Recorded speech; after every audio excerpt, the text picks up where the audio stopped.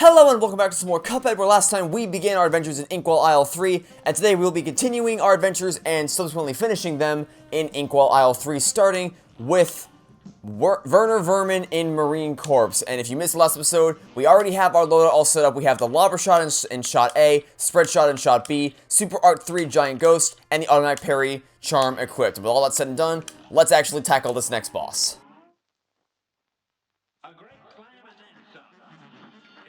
Alright, to start off with, you want to use the lava shot against him from the ground here, and then the reason why we have the automatic parry is so that we can jump into those pink objects that he throws our way, and easily just jump right through them without having to actually worry about parrying him.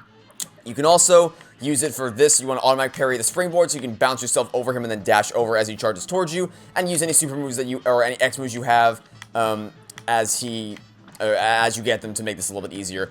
Also, the cherry is going to explode and send fire shockwaves in either direction, so you want to make sure you jump over them as it hits the ground. When he hits the central point, you want to switch to the spread shot so you can do damage more quickly. If he's up there, you can stand underneath him and do damage as soon as, from beneath. As soon as he finishes this fire flames, and he's going to come down here, so you want to make sure you jump out and then go up to hit him from up there, and just keep alternating between these two positions until this phase is over, which shouldn't take too long. Yeah, the phase is already done. Then once the cat eats Werner Werman, you want to immediately equip your super, press RB, and then move the left stick up to do as much, and just spiral in a circle to keep it locked on the cat's face like that. And then the super will finish right as the cat is going to smack you with its arm. So we got a little bit unlucky there. Normally I can get I can get Cuphead out of there before the arm whacks him, but I was not that lucky this time.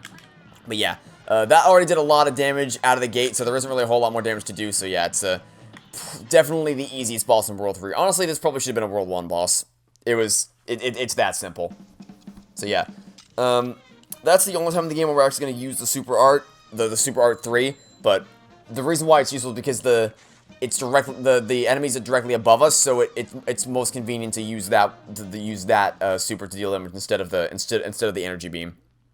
So yeah, nice and easy start to the video. The rest of the episode, on the other hand, not so much. Okay, so next we're gonna head back over here past Honeycomb Herald to our final run and gun level of the game, and this is without a doubt the hardest one, and for all the wrong reasons. We're going to equip our invincibility, because we're really gonna need it, and we're also going to equip Smoke Bomb just in case we need it. With that, Rugged Ridge, let's do it. Okay, so once again, you're going to want to keep the Chaser Shot equipped so that you can deal with these enemies as quickly as possible as you move through the level, because they are going to be a major pain in the butt in that they're going to constantly throw pickaxes your way for some reason, and they don't go away, so yeah, that's fun. We're going to dash past this one because we're not even going to bother trying to get past him with the pickaxes going up top. Sit here as close to the rock thing as you can to use the spread shot against him to take him out nice and quick, then switch back to the Chaser Shot to use it against the upcoming, these guys coming up ahead. I did not mean to get hit there, but it's fine. So this one, we want to jump off and then dash as soon as you hit the coin so that you can collect it without taking damage. Here, use the spread shot against all the enemies on the ground floor. You can parry off of these things if you get the chance to. So, you know, kind of build your super meter. We definitely want a super meter to be charged up before the end of this level because we are really, really gonna need it. Trust me when I tell you that we are really gonna need it. Also, you're going to want to stay to the left-hand side of this platform if you can, so you can jump up and grab the coin. Because if you don't grab it on the way down, you will not be able to collect it after the fact. So you want to make sure you get that nice and early. When you reach this wall, you want to stand as close to it as you can and use the spread shot to take it out right away. Because if you don't, it's going to start spitting oil at you, and the oil combined with these pigs that you're going to have to deal with, not something you want to do. Jump up in this archway to get the next coin, and then stand as close to this rock as possible to take it out. Unless a pig comes charging your way, then jump over the pig, and then go back to shooting at the rock, just like that. And you'll take it out, and then there's going to be one last wall that you got to take out with a spread shot, just like you did the last one. You want to stand as close to it as possible, like I said, because if you don't take it out quickly, it's going to start spitting oil at you, and you don't want to do that. Now, this is when we want to use invincibility. Not right away. You don't want to use it immediately. You want to use the invincibility as a safety net, because it's a platforming gauntlet, with a lot of really tiny platforms, and absolutely no bottom. So if you fall, you will lose a hit point, and because we only have one hit point to go, you definitely want to use it as a safety resort. You don't want to use it for fun and games. You want to use it just because you feel like you're going to take a hit or you're going to fall off or something like that. It's a safety net. Like, I used it there because I thought I was going to get hit by the flint and I wanted to be better safe than sorry. But you don't want to just use it for fun, because then you might run out and not be able to use it when you really need it. But other than that, just use invincibility when you need to, and you should be able to make your way across the platforms nice and easy, and complete the final run-and-gun level of the game. Easily the hardest one, and also the worst one, because of a lot of really BS mechanics. But you know what? It's done. The run-and-gun levels have been defeated. Now it's just nothing but bosses from here to the end of the game. We didn't do very well. We don't have many health points left, and we didn't parry all that much. Excuse me. But we did manage to beat the level with all 5 coins, which is all that matters in the end. So, there's that. And now there's only one more coin left in the game for us to collect. After this point, we got all the coins from all the run-and-gun levels, which, as I said, it was our goal from the beginning. Now there's one more coin hidden? Well, I guess, yeah, that works too. Hiding in the final world, and it doesn't really matter which one of these we get next, because we're not going to use either of them. But there's one more thing we can get now, and we only need one more coin to be able to get it. And I will be doing that. We don't need it, but I want to buy everything from the shop anyway and show you where all the coins are, so I may as well. Okay. I hope you enjoyed the little break from the bosses, because now it's time for the robot. Another one you may have heard about from other people. So as always, equip the coffee, because we want to make sure, we really want to make sure we charge up our super as fast as possible for this battle. And yes, it is another plane battle. So let's tackle Dr. Khal's robot in Junkyard Jive.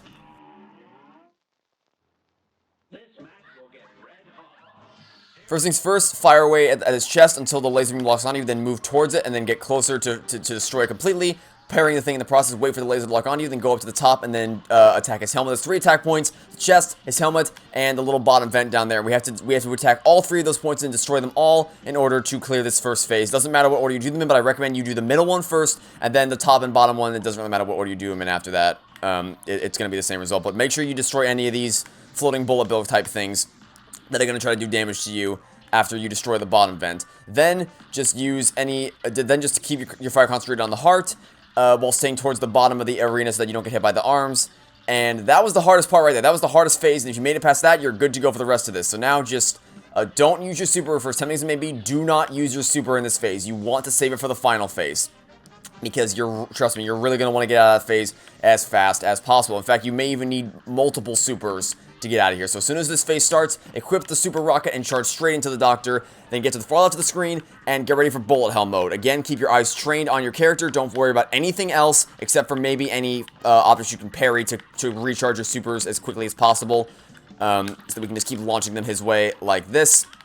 The more, the merrier in that regard. Other than that, just keep your eyes trained on your character so that you can dodge them as quickly as you can. This is the easiest part of the battle right here, is the actual dodging, the dodging phase. The hardest part's that first battle, the first phase, because there's just so much to tackle at once. If you make it through the first battle with at least 2 health points, even if you only make it through with 1 health point, the rest of this is pretty easy to dodge. It's just getting through that first phase where there's so much happening all at once that it gets a little bit hectic. Also, that didn't register right away, but yeah, so that was close. There we go. That's like what we had in mind the first time. Yeah, the first phase is just a matter of attacking the points in the correct order, shooting down the bullet bill in the air before it gets a chance to explode near you, and then just dodging all the other projectiles in the air so that you can defeat it as quickly as possible. So, that's the robot cleared out. Another really hard boss battle that you should feel very accomplished once you defeat. So, that's the robot, the bee, and the dragon all cleared out.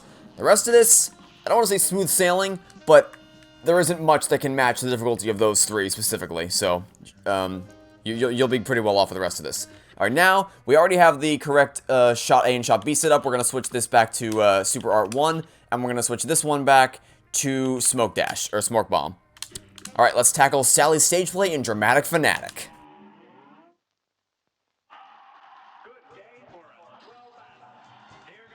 So first things first, charge towards her, and then be ready to smoke bomb out of the way as she comes crashing down. Basically, you just want to use a smoke bomb to dash past her if you ever need to, kind of like this, and we're gonna do it again in a second like that. And then just use the spread shot as you while staying closer so that you can do damage as quickly as possible. I don't know why I didn't parry there. That should have been a parry, but I guess it wasn't. It's fine. It's fine. So yeah, just keep as close to her as possible, and then once the clouds go up, you'll know that's the phase finished.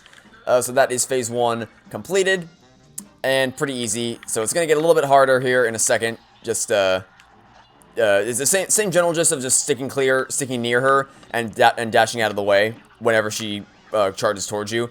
The biggest tip I have is to not get tunnel vision. Don't just focus on the bottles, don't just focus on the race cars, or just toy cars, don't just focus on the umbrella, or the fan that she sends out. You gotta keep an eye on all three things at once. So you don't make sure you don't accidentally jump into one thing in an attempt to avoid another, like I just did right there. Although, to be fair, the ball was kind of sprung up on me there. But yeah, just generally speaking, you want to try to steer clear. You don't want to jump into one thing to avoid another. All right, when the meteor shows up, you want to immediately shoot it down because you're gonna need that pink star there for when the big wave comes in a second.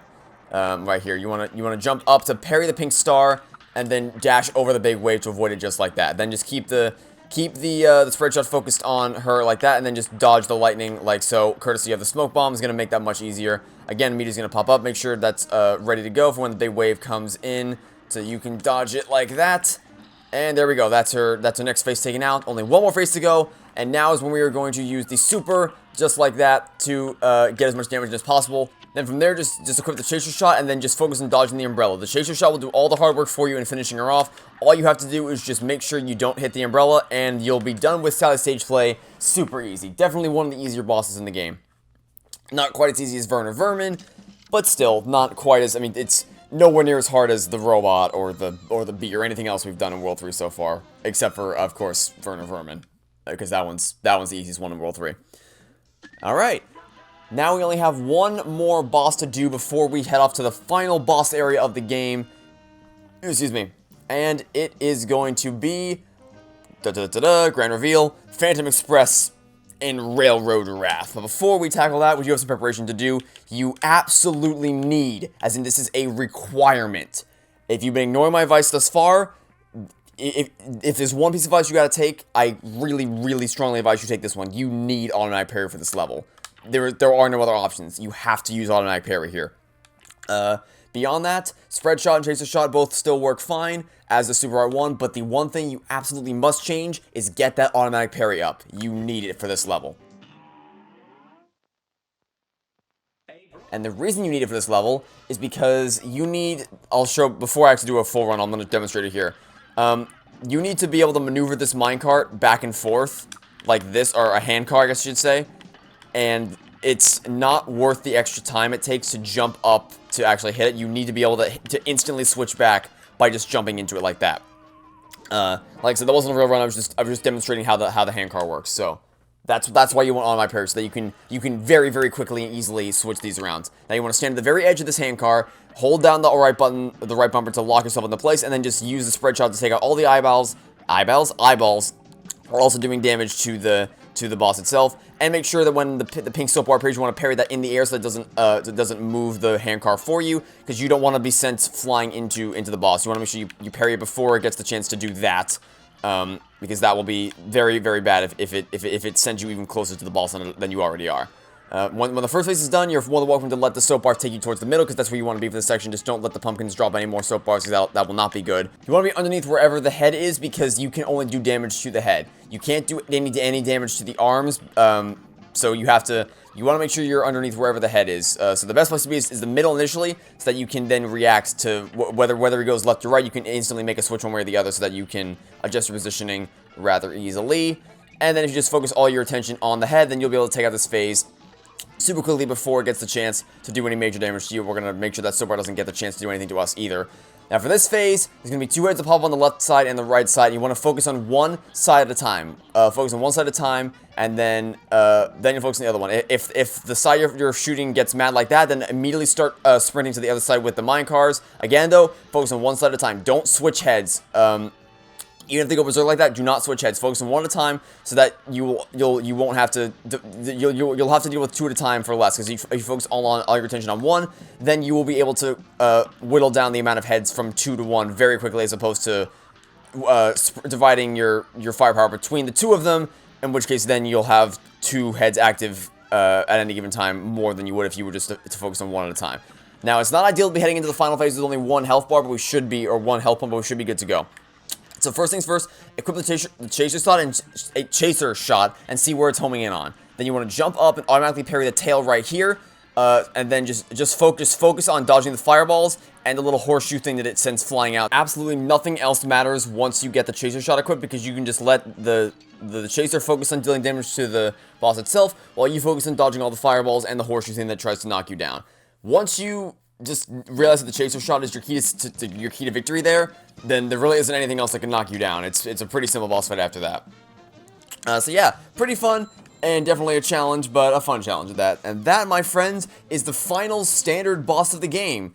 By which I mean that is the final boss we're going to fight in Inkwell Isle 3 and across all the main Inkwell Isles themselves. So now, all we have left to do is cross the tracks and enter the Devil's Casino, which we will be doing in the next episode, which is going to be the finale of Cuphead. It's been a fun ride, a short ride, but a fun one nonetheless. So that'll be it for now. Thanks for watching. Stay tuned for next time. I'll have to catch you all tomorrow for the finale of Cuphead. Goodbye.